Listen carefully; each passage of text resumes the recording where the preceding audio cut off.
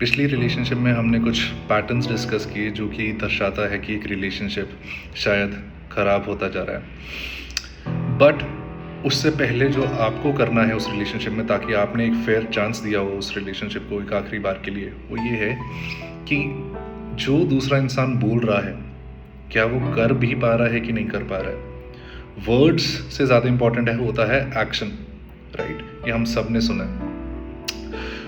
Problem कहाँ आती है, जहाँ हमारी एक्सपेक्टेशंस मैच नहीं होती हैं कि हमने अपने दिमाग में दूसरे इंसान का एक पोटेंशियल सेट किया होता है कि दूसरा इंसान ऐसा है, इस लेवल पे है, वो मेरे लिए ये कर सकता है। बट क्या दूसरा इंसान उस पोटेंशियल से एग्री कर रहा है? क्या उसको पता है कि उसके अंदर वो पोटेंशियल है?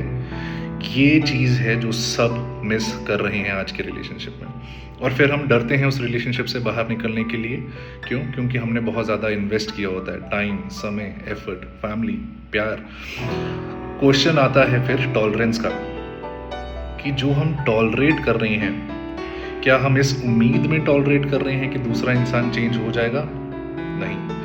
कोई भी इंसान चेंज हो सकता है, बिल्कुल हो सकता है, बट जब उसको खुद रियलाइजेशन हो कि वो जो कर रहे हैं उसमें चेंज की ज़रूरत है या वो गलत कर रहे हैं। और फिर बात आती है रेडिकल एक्सेप्टेंस की। रेडिकल एक्सेप्टेंस का मतलब ये नहीं है कि जो है सो है, दूसरा इंसान मेरे पे चढ़ता जाए।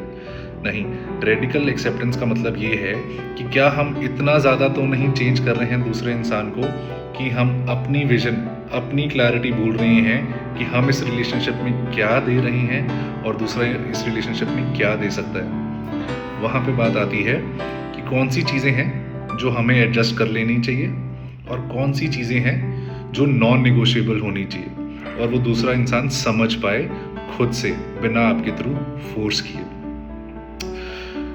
एक्सेप्ट करना कि हम इस रिलेशनशिप से निकल रहे हैं, या फिर उस रिलेशनशिप में एक और ट्राई करना, दोनों ही स्ट्रॉन्ग डिसीजंस होंगे। जो स्ट्रॉन्ग डिसीजन नहीं है वो ये है डिनाइल में रहना, जस्ट बिकॉज आप डर रहे हैं उस इंसान को खोने से।